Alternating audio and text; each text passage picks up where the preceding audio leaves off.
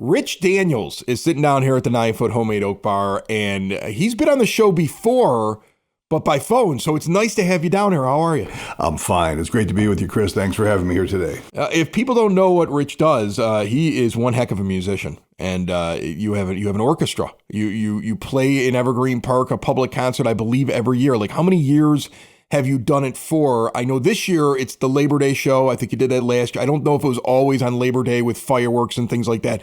But, I mean, it is something you've been doing for a while in the EP. It has been. This is the 35th year we've done this concert in Evergreen Park. We brought funds from our union, the Chicago Federation of Musicians, to help fund this. The musicians, all 45 of them, work for what we call community service scale, and they're generous with their time and their talent. And we do about 4 or 5 of these shows around the Chicagoland area every year. The fact that I live in Evergreen has made me proud to be able to bring it to Evergreen once a year, too, or actually twice. We do a Christmas concert, too. So the Labor Day celebration has been on, this concert's been on Labor Day for the past 3 years now. And Mayor Burke said we're going to keep it permanently on Labor Day. It's great. We're over at 91st and California at James Sexton Park. It's a wonderful venue. Right over there. A lot of fun and big crowds they get, and they do fireworks afterwards. And this will be year 35 of a concert in Evergreen, though. So it's been the orchestra is the City Lights Orchestra. And actually, we're celebrating 50 years of the orchestra, which terrifies me, on the 26th of August. We had our first rehearsal 50 years ago on the 26th of August. And at that point, we were called the Big Band Machine, specializing in music from the big band era, and that morphed into City Lights over the years. But it's been a heck of a run. We've been very, very fortunate and blessed in many, many ways. You and I have a few little connections, which is kind of fun because, like, as we're sitting there talking before we started, I was like, I played saxophone. I think you are a sax player, that's right? my main instrument. Yeah. We both had the same high school band director at Brother Rice, Leo Henning. Yeah, he was extraordinary. Leo was a character, and he was a talented man, and he had what I loved about him is Leo not only was a great educator, but he had this great professional career as well for all the years he was teaching. He ran the Lou Breeze Orchestra. And ironically, he was the convention orchestra at the Democratic National Convention in 1968. So for that big convention in Chicago, Leo led the orchestra for the convention, and we only had one other convention in Chicago since then in '96, and now we're having one this coming week. But that was a big deal back in the day. Leo was the convention orchestra for the Democratic National Convention in '68. Wonderful man. His son PJ, another wonderful band director, musician, talented, generous, giving people who I love dearly.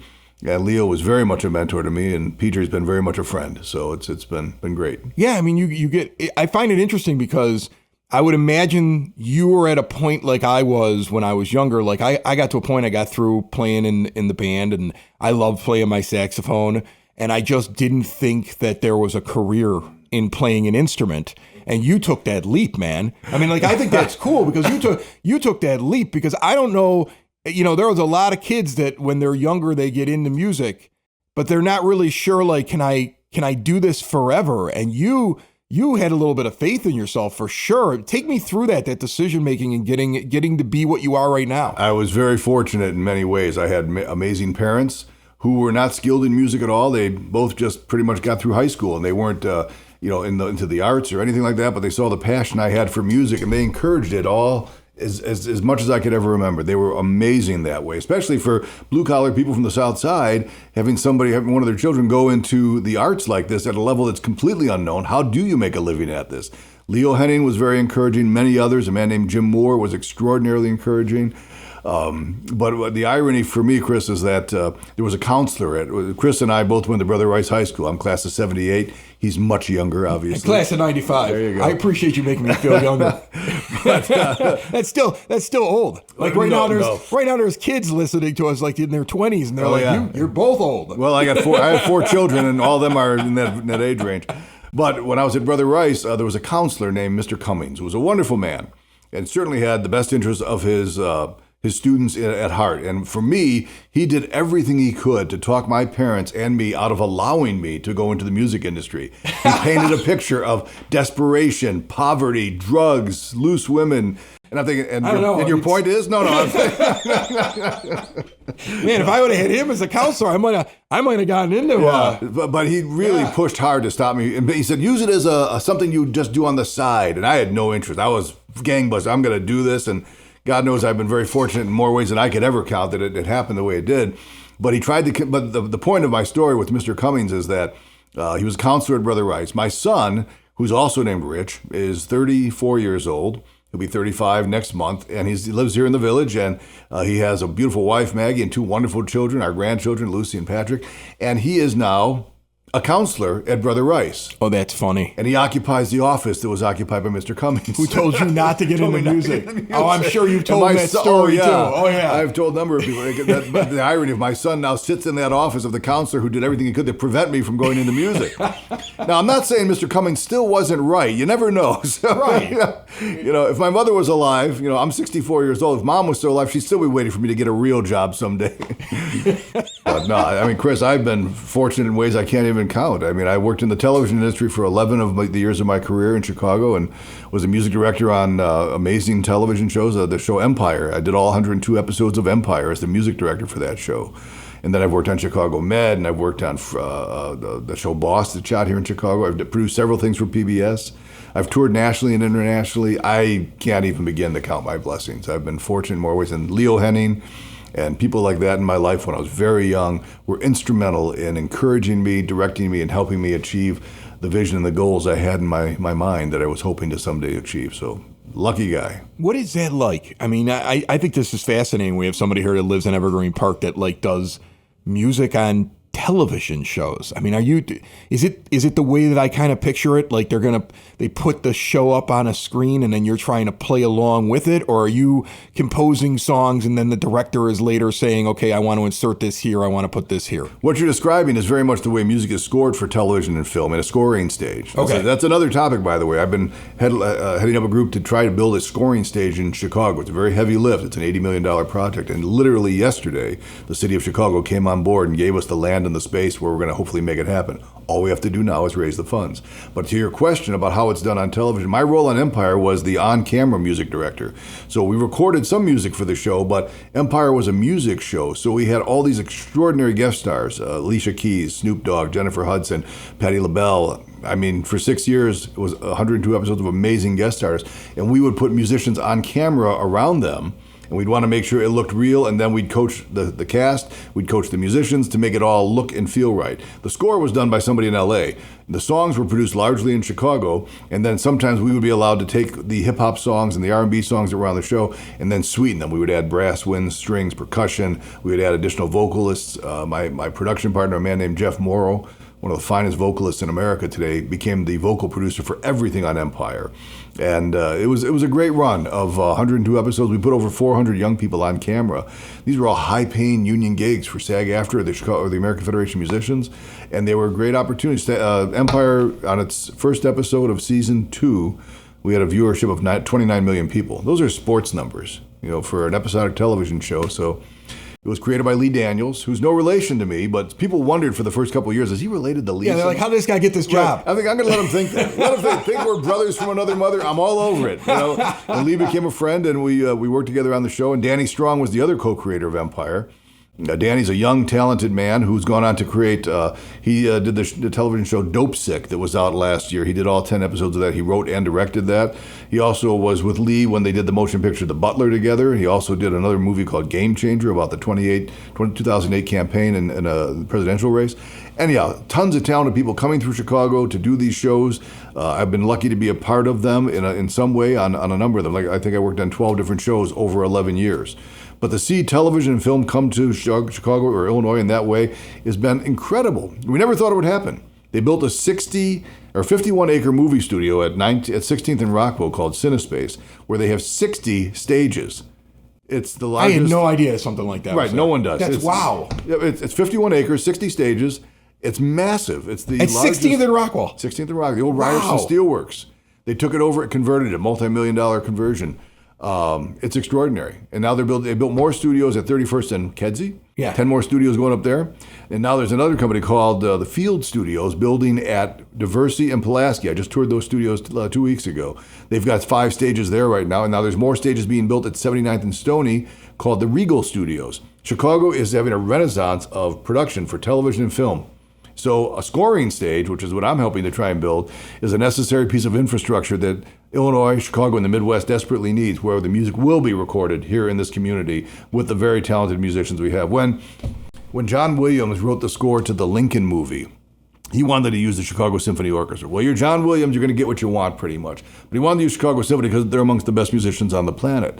So to do that, they had to bring mobile trucks into Chicago, into Orchestra Hall, record them there, and create a scoring stage out of nothing to a very expensive level. I'm sure it cost millions of dollars to do. But he's John Williams. He's John so he Williams, gets what and he he wanted wants. the CSO, Right. and he got it, and it was fabulous. But to have a scoring stage here would make this a very accessible project and process for anybody who wants to score music in Chicago for these shows.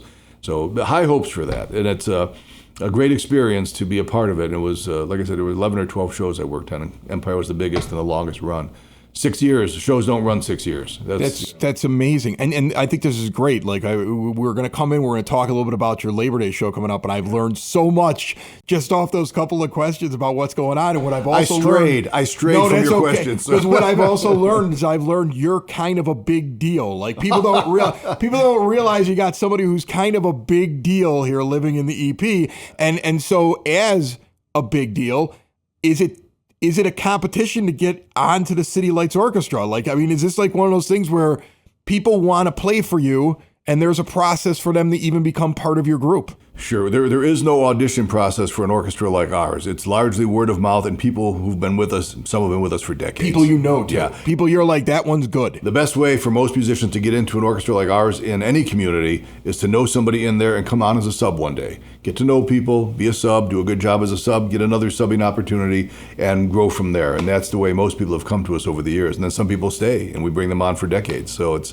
we've been very fortunate with that. And again, the orchestra's been a part of extraordinary Chicagoland communities. We played the opening of Millennium Park 20 years ago.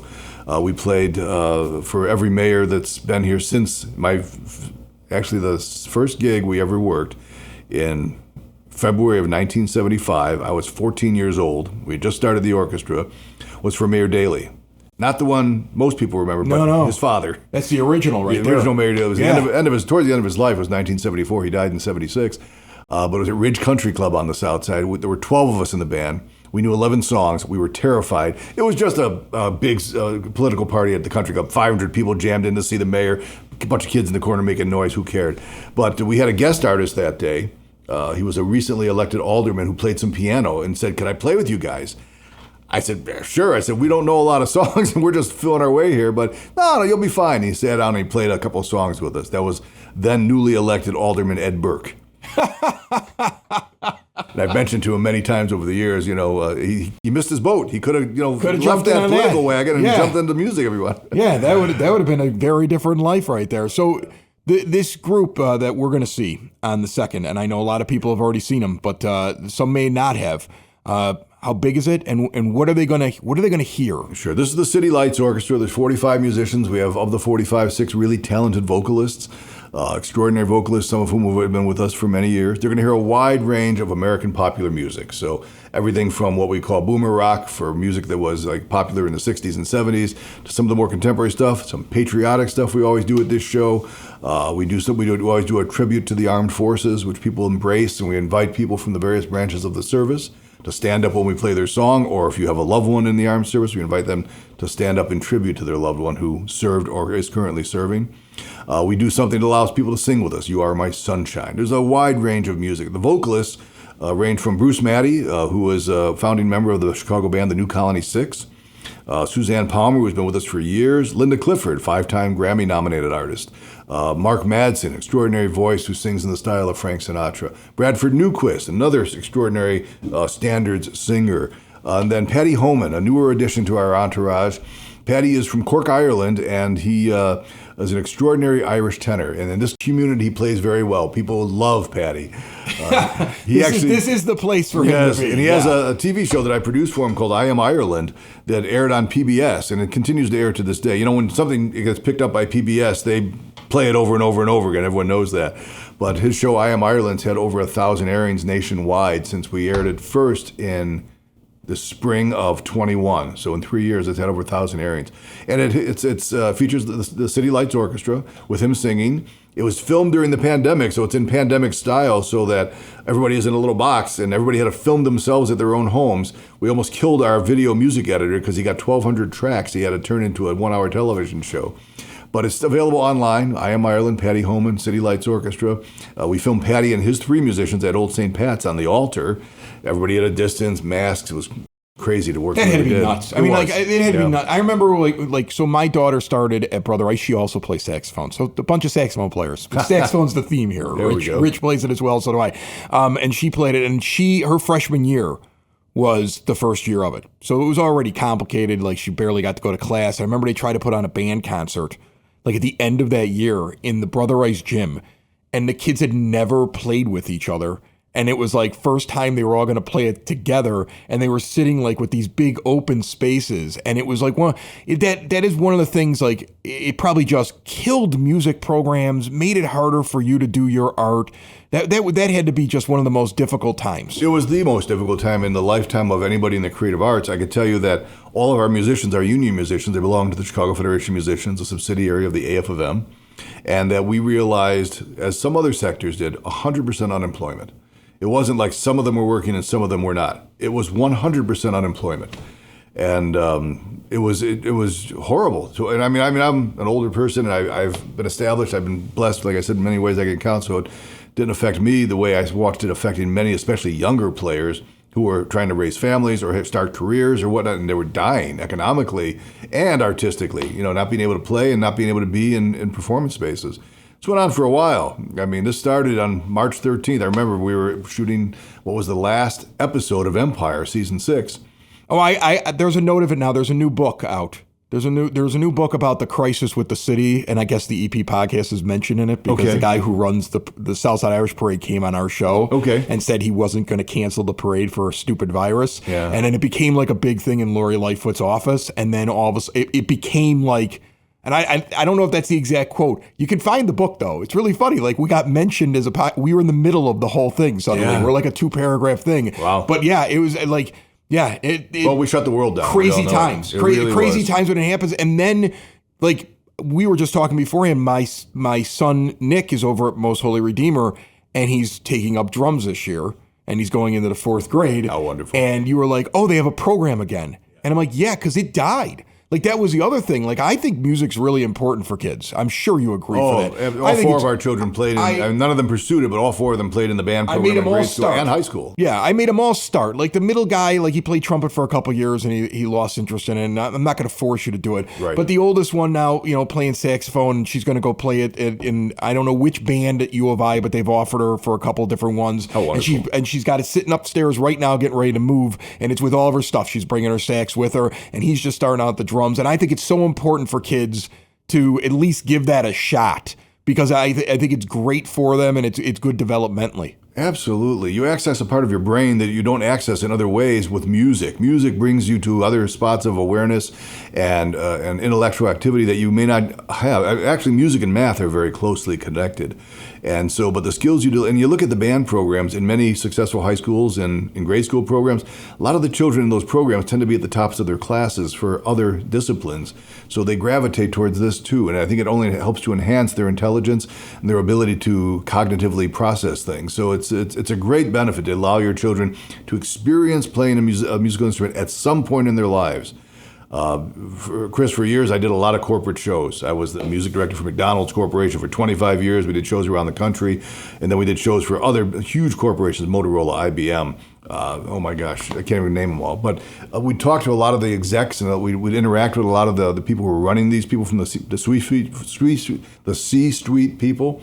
And some of them had a musical background, and all of them wished they did. It was extraordinary when we allowed them to be guests inside the orchestra in whatever town or city we were doing a show in, and we would we would allow them to become a part of the orchestra and dredge up their old skills. It was life-changing and life-affirming to them.